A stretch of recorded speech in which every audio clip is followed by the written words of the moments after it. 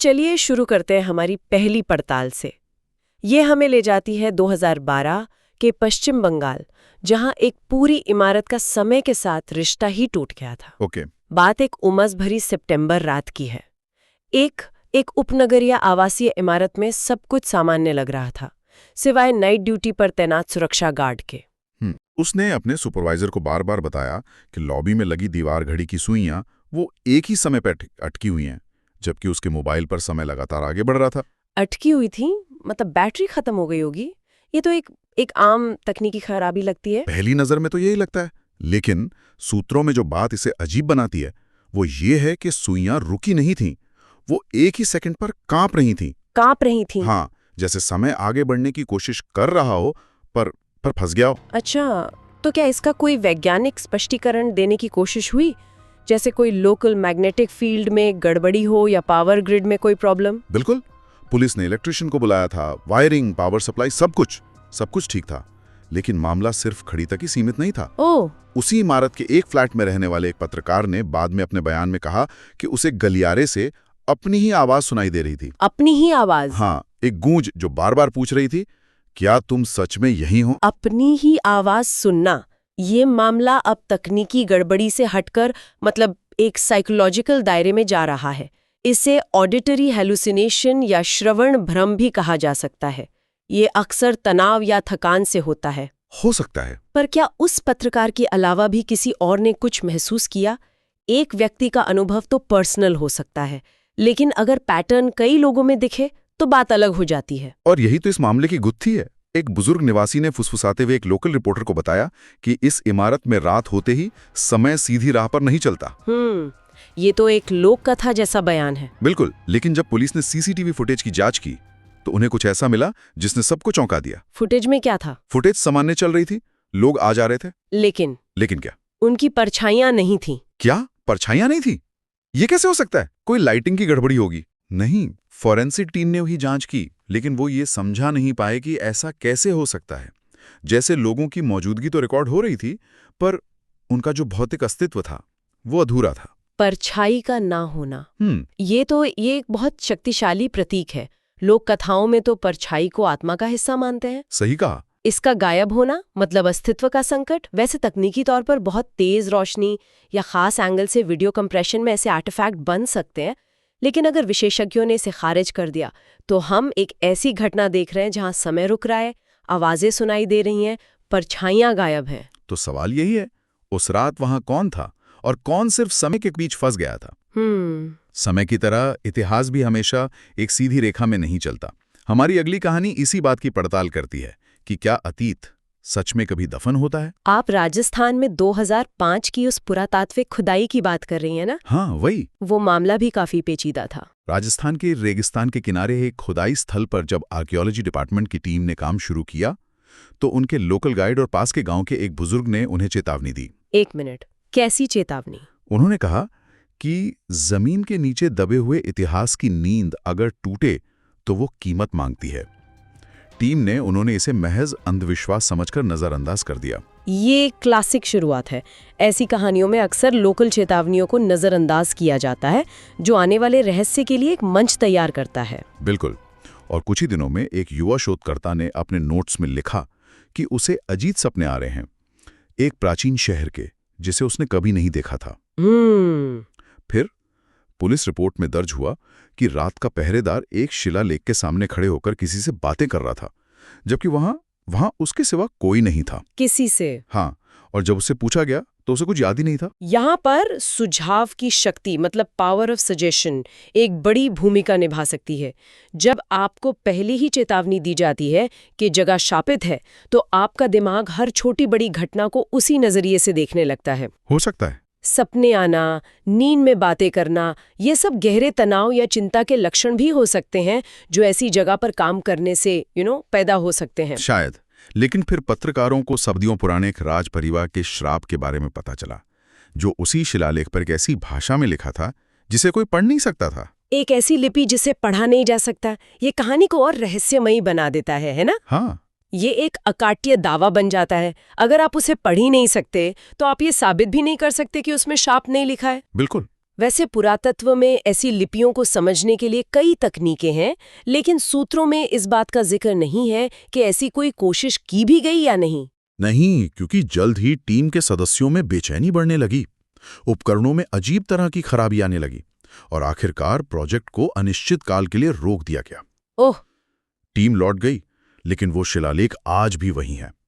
तो सवाल यह है कि क्या इतिहास सच में अतीत होता है या कुछ स्मृतियां जमीन के नीचे भी जिंदा रहती हैं? या शायद ये कहानी हमें ये बताती है कि अतीत का डर कभी-कभी वर्तमान की हकीकत से ज्यादा शक्तिशाली हो सकता है।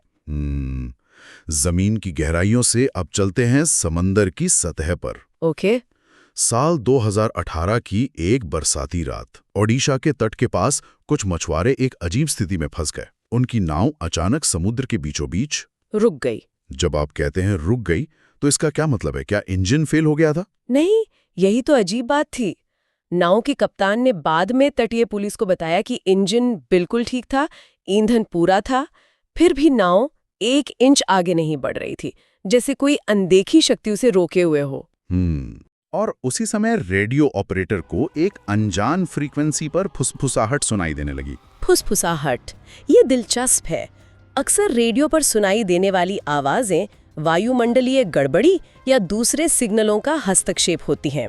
हमारा दिमाग इन बेतरतीब आवाजों में पैटर्न ढूंढने की कोशिश करता है। हाँ। इसे ऑडियो पेरिडोलिया कहते हैं। क्या उन आवाजों में कोई भाषा या शब्द थे? नहीं, सूत्रों के मुताबिक वो किसी भाषा की नहीं थी। फिर भी सुनने में ऐसा लग रहा था जैसे कोई कुछ कहना चाह रहा हो। ओके। लेकिन ये घटना सिर्फ उस नाव तक सीमित नहीं थी। उसी वक्त तट पर मौजूद पुलिस ने देखा कि समुद्र के ऊपर एक नीली सी रोशनी स्थिर खड़ी है। न वो हिलती है, न डूबती है। एक स्थिर नीली रोशनी? इसके कई संभावित वैज्ञानिक स्पष्टीकरण हो सकते हैं। ये बॉल लाइटनिंग जैसा कोई दुर्लभ वायुमंडलीय वैद्युतिकीय घटना हो सकती है। अच्छा। या शायद बड़े पैमाने पर सेंट एल्मोज फायर। लेकिन ये घटनाएं आमतौर पर क्षणिक होती हैं। ये रोशनी कितनी देर तक वहां रही? कई घंटों तक। तटीय पुलिस की लॉग बुक में ये दर्ज है। कई घंटों तक? हाँ। सुबह होते ही वो रोशनी गायब हो गई और नाव भी अपने आप चलने लगी। अगले दिन पास के गांव के एक शिक्षक ने बताया कि उसके कई छात्रों ने रात में आकाश से उतरती हुई पानी जैसी रोशनी देखी थी। पानी जैसी रोशनी? हाँ। पत्रकारों ने तस्वीरें ली, लेकिन उनके कैमरों में सिर्फ लहरों पर अजीब से प्रतिबिंब ही कैद हुए। तो हमारे पास कई गवाह हैं, मछुआरे, तटीय पुलिस और गांव के बच्चे। सभी ने एक ही रात में अलग अलग लेकिन जुड़ी हुई अजीब घटनाएं देखी। ये उन मामलों में से है जहां अलग अलग टुकड़ों को जोड़ने पर भी पूरी तस्वीर साफ नहीं होती। बिल्कुल। और जो लोग उस रात समुद्र में थे, वे आज भी एक ही सवाल पूछते हैं कि वो चीज आकाश से उतरी थी या उस दिन पानी ही आकाश की ओर देख रहा था। चलिए, अब हम जमीन और पानी से निकलकर जंगल की तरफ बढ़ते हैं, जहां रास्ते खुद अपनी मर्जी से बनते और बिगड़ते हैं। आप छत्तीसगढ़ की 2009 की उस घटना की बात कर रहे हैं जहां एक मजदूर लापता हो गया था। हाँ। उस मामले में भी आधिकारिक रिपोर्ट और स्थानीय लोक कथाएं एक दूसरे में उलझ गई थी। हाँ। एक सड़क बनाने की परियोजना पर काम चल रहा था। एक शाम काम खत्म होने के बाद एक मजदूर अचानक लापता हो गया। उसके साथियों ने कहा कि वो बस कुछ पल पहले उनके साथ ही था और फिर अचानक गायब हो गया। कोई निशान नहीं, कोई सुराग नहीं। घने जंगलों में ऐसा होना संभव है। एक पल की चूक और इंसान रास्ता भटक सकता है। लेकिन इस मामले को जो चीज अलग बनाती है, वो वन विभाग के अधिकारी का बयान है। सही कहा। उस अधिकारी ने अपनी रिपोर्ट में लिखा कि नक्शे में जो रास्ता साफ तौर पर चिन्हित था, वो जमीन पर अचानक गायब हो जाता है, जैसे जंगल ने उसे निगल लिया हो। इसके बाद एक आदिवासी बुजुर्ग ने एक लोक कथा सुनाई, जिसमें कहा जाता है कि ये जंगल गलत इरादे वाले लोगों को उनके नाम से पुकारता है और अपने भीतर खींच लेता है। डरावना है। ये फिर से वही पैटर्न है, एक रहस्यमयी घटना और उसकी व्याख्या करती एक स्थानीय कथा। जंगल पुकारता है, ये एक शक्तिशाली रूपक है। मनोवैज्ञानिक तौर पर घने और अनजान जंगल में इंसान का दिमाग बहुत जल्दी दिशाभ्रम का शिकार हो जाता है। पेड़ों के बीच हवा की आवाज में फुसफुसाहट या नाम पुकारने जैसी आवाजें सुनाई देना ऑडियो पेरेडोलिया का एक और उदाहरण है। पुलिस ने तलाशी अभियान चलाया। उस टीम में शामिल पत्रकारों ने लिखा कि रात में आग के पास इंतजार करते हुए उन्होंने एक अनजाना गीत सुना, जो हवा में तैर रहा था। एक गीत? हाँ, और जब बचाव दल के लोग जंगल से लौट कर आए, उन्होंने एक अजीब बात बताई। उन्होंने कहा कि पेड़ों के बीच से कोई फुसफुसाकर कह रहा था, वापस चले जाओ। यहाँ पर फरेयाडू या साझा भ्रम की संभावना पर विचार किया जा सकता है। एक तनावपूर्ण और डरावने माहौल में एक व्यक्ति का डर दूसरे को भी प्रभावित कर सकता है। अच्छा? और जल्दी पूरा समूह एक ही चीज महसूस करने लगता है। हो सकता है वापस चले जाओ कि फुसफुसाहट उनके अपने अंदर का डर था, जिसे उन्होंने बाहर की आवाज समझ लिया। यह संभव है, लेकिन वो मजदूर, वो कभी नहीं मिला। तो सोचने वाली बात यह है, जो लौटकर नहीं आया, क्या वो रास्ता भटक गया था या जंगल ने ही उसे अपना बना लिया? अब हम अपनी आखिरी कहानी की ओर बढ़ते हैं। ये अतीत या प्रकृति से नहीं, बल्कि भविष्य की तकनीक से जुड़ी है। बेंगलुरु का 2023 का वो स्टार्टअप वाला मामला, ये सबसे आधुनिक और शायद सबसे परेशान करने वाला है, क्योंकि यहाँ भूत कोई आत्मा नहीं बल्कि डेटा है। बिल्कुल। बेंगलोर के एक स्टार्टअप में ध्वनि तरंगों पर एक प्रयोग चल रहा था। वे समझना चाहते थे कि अलग अलग फ्रीक्वेंसी का इंसानी भावनाओं और यादों पर क्या असर होता है। ओके। एक दिन एक इंजीनियर ने देखा कि एक खास फ्रीक्वेंसी चलाते ही लैब में मौजूद सारे कर्मचारी एक ही स्मृति को महसूस कर रहे हैं। एक ही स्मृति? ये कैसे हो सकता है? यादें तो व्यक्तिगत होती है ना।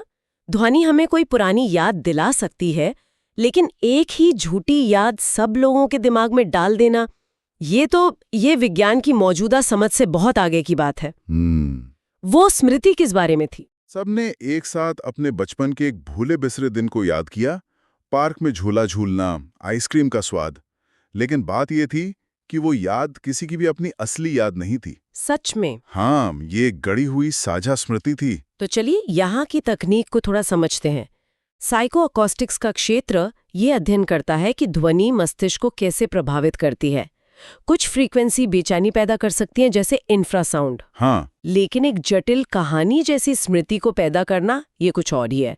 इस मामले को जो चीज और गंभीर बनाती है, वो उस टेक पत्रकार का अनुभव था। हाँ, एक पत्रकार जो इस प्रयोग को कवर कर रहा था, उसने अपने हेडफोन में किसी को अपना नाम पुकारते हुए सुना, जबकि रिकॉर्डिंग में कोई आवाज नहीं थी। ओह! इसके बाद जब साइबर क्राइम पुलिस को बुलाया गया, तो उन्हें डेटा लॉग में एक ऐसी ऑडियो फाइल मिली जिसका कोई स्रोत ही नहीं था। वो फाइल अपने आप बन गई थी। एक घोस्ट ऑडियो फाइल।